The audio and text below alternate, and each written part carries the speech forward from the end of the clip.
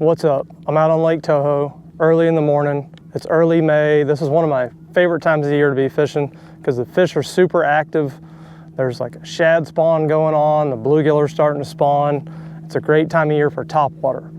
We have a ton of grass on the Kissimmee chain right now, Lake Toho especially. Hydrilla and what we call pepper grass all over the place. I'm on a flat here that's 4 or 5, maybe up to 6 feet deep.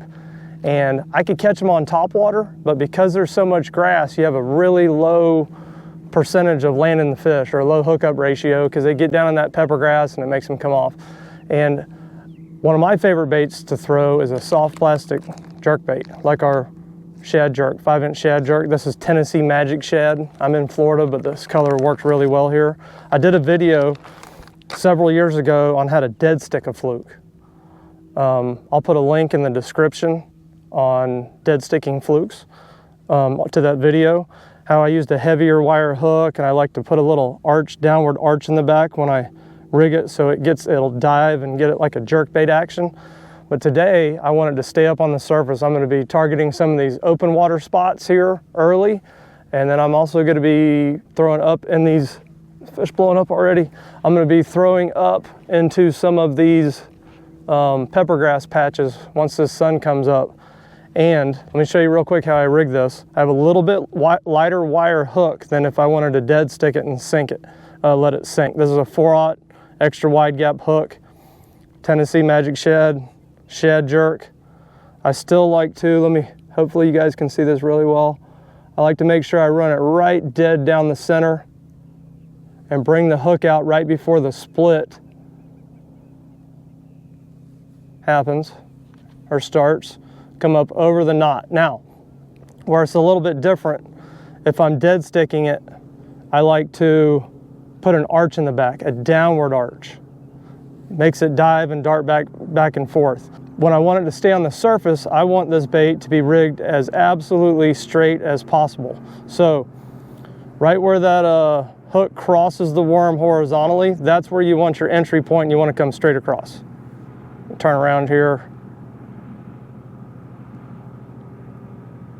Right down the middle. So it's like that. And then I will pull back a little bit and just barely skin hook it. I want it to be dead straight as possible. You don't want it to, if it has too much of a hook in it, it's going to want to dive down, which that works pretty good a lot of times. But today, like I said, I want to have it on the surface, and I also want to be careful that it's not arching up this way. If it arches up this way, it will definitely stay up on the surface when you twitch it, but you're going to get a lot of rotation and a lot of twists. So I got it nice and straight, and I'm just going to see how many fish I can catch here on it. Again, I could throw a big spook or something like that, or a dual pitch from that 13 Fishing used to make, but it's a very low hookup ratio here with all this grass. It's more fun sometimes, but if you just want to put a bunch of fish in the boat, try a soft plastic. And I'm basically twitching it across the water here, just like this. There's a lot of little shad here. I was out here the other day. The shad get schooled up, running across the surface. They're throwing a little tiny bit of water, and this really tends to mimic that. I could use my big speed worm, a big thumper, the floating thumper. I caught a few on that the other day, but they don't seem to want something quite that big right now. The shad they're feeding on are about this big. So I've downsized a little bit. Our Thumper Jr. is not really intended to be burned across the surface. It's a little smaller, but this is my bait of choice this morning. They'd probably hit watermelon red. Oh, there's one. That didn't take very long. Get in here.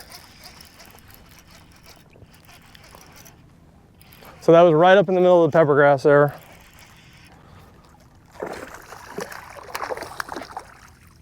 Don't twitching it. Not a big one, but it's fun. Got a good hookup on them. There's one. See how many I can catch here in a couple. I don't have much time this morning. Tennessee Shad, Magic Shad, 4/0 hook. see what we can do.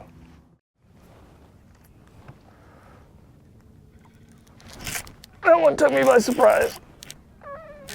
Oh, get out of there. Is he still in there? Yep, he is. Just a little guy. Just a little guy, but he ate it right up in that pepper grass. Before I forget, because I know some people ask,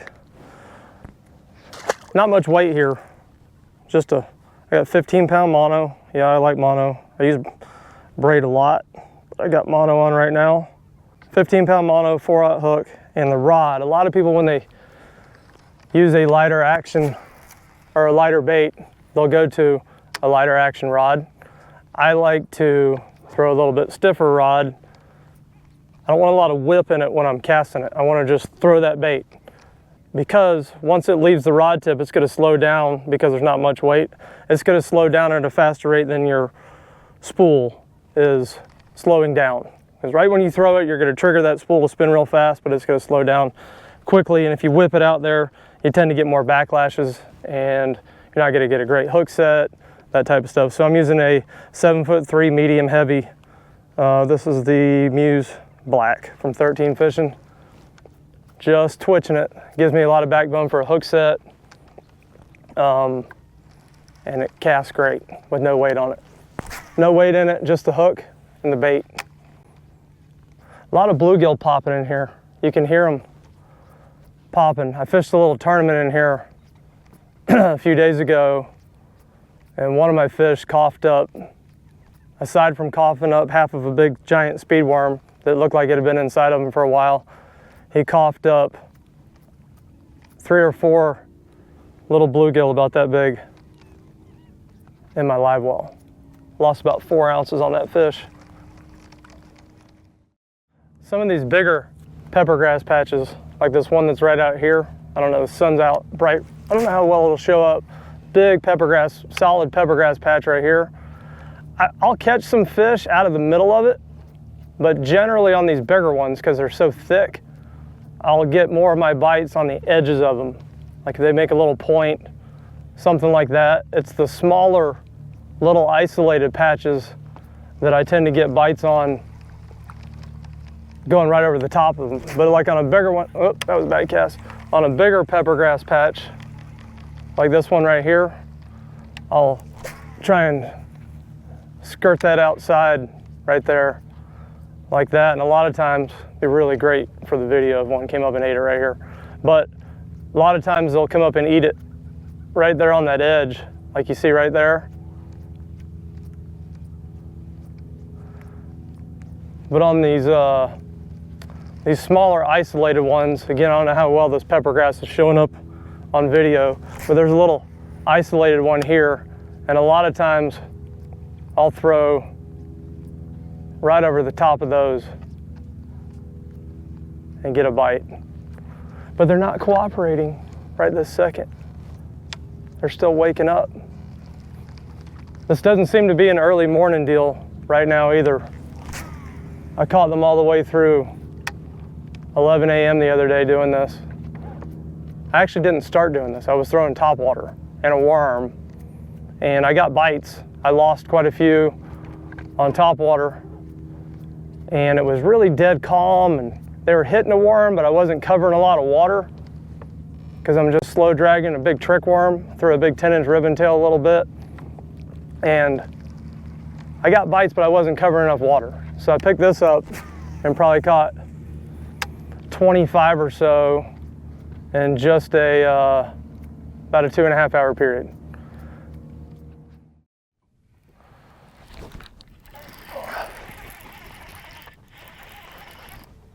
There's one. Stay up that grass.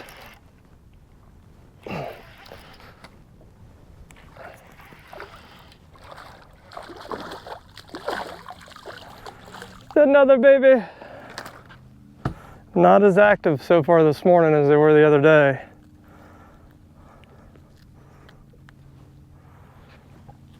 I could probably throw a worm and get a little bit bigger bite, but I didn't come out here to throw a worm today. I came out here to do this and watch them eat on the surface. Oh.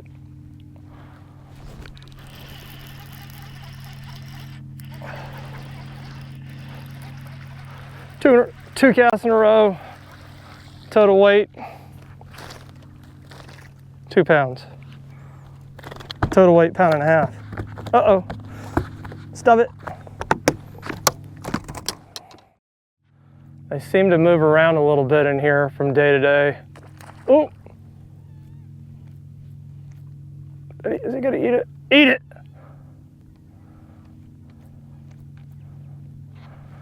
Oh.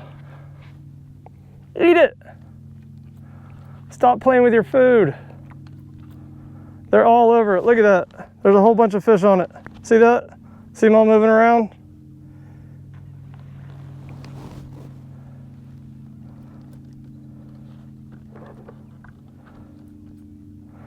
Too close. Maybe I just moved into a different spot. Still in the general area.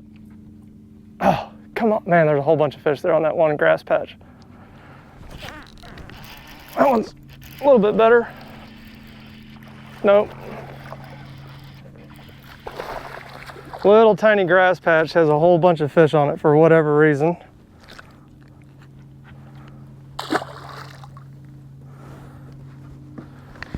New Shad Jerk.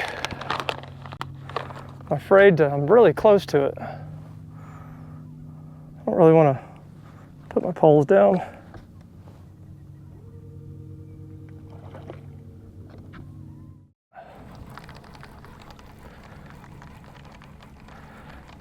If you see a fish blow up, don't just look at it. Even if you make the prettiest cast, because they'll eat it. If you make the prettiest cast of your life and a fish blows up, just abandon that cast and get right on top of it. And you'll catch them every time. Fun fish, man. Be a great spotter in an MLF tournament. Just catch about 50 of these. Come in with 50 pounds. Stop it. Hooked them right. There we go.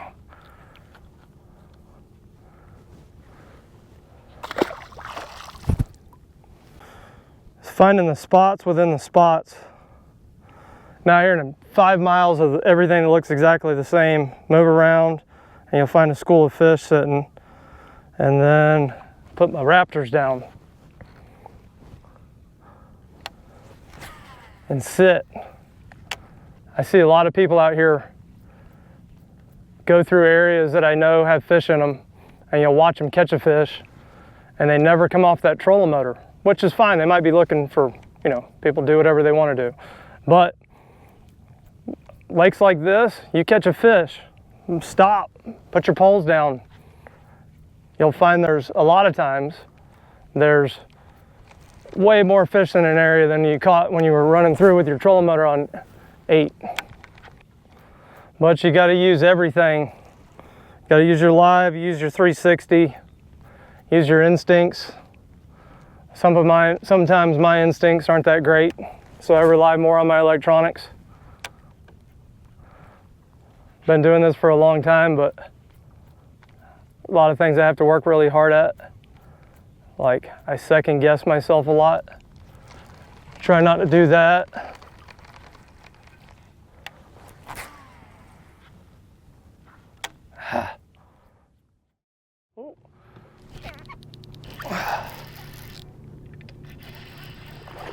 There's a decent one.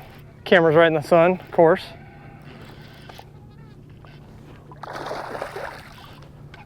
That was out in open water. I'm gonna put my poles down. There's more fish blowing up in here.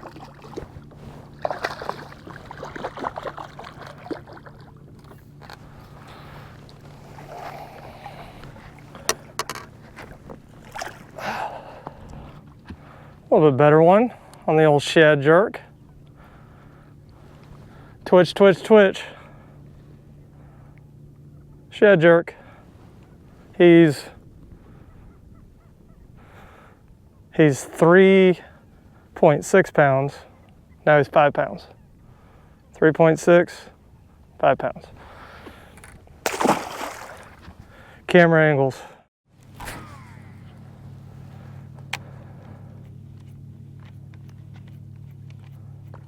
God.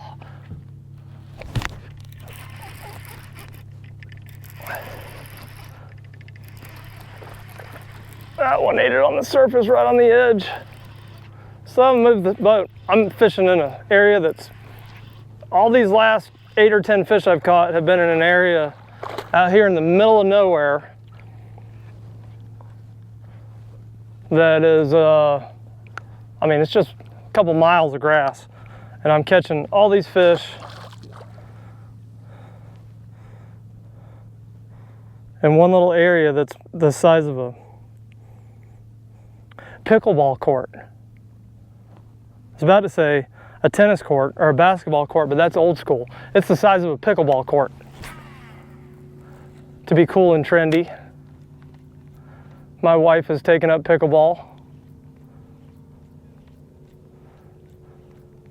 with the ladies in the neighborhood. She's already on her second racket, 2 weeks into it. Well, that's gonna about do it. It's not even 10 o'clock in the morning, quarter till 10. Caught a lot of fish this morning. Haven't caught one since I left the spot where I was catching them on the Shad Jerk. Found some cool stuff, bunch of bluegill beds. All that's on them is bluegill. Some other fish moving around, some other areas. But I only caught them in that one little tiny area, and that's how this lake fishes sometimes. A little bit of a how-to video today though. How to use your Mega Live and your Mega 360 in the shallow water around grass. Not just finding fish, but finding structure, those grass edges, and how to fish that soft plastic jerk bait, the Shad Jerk. I used Tennessee Magic Shad today. I don't think it mattered too much. They would hit the watermelon red. They would hit watermelon seed. They would have hit probably, that camera's done. They'd have hit just about any color I threw at them, pearl. But I picked the Tennessee Magic Shad and that's what they hit. But thanks for watching. If you guys want any other how-to videos about icon, anything, let me know. Leave some comments.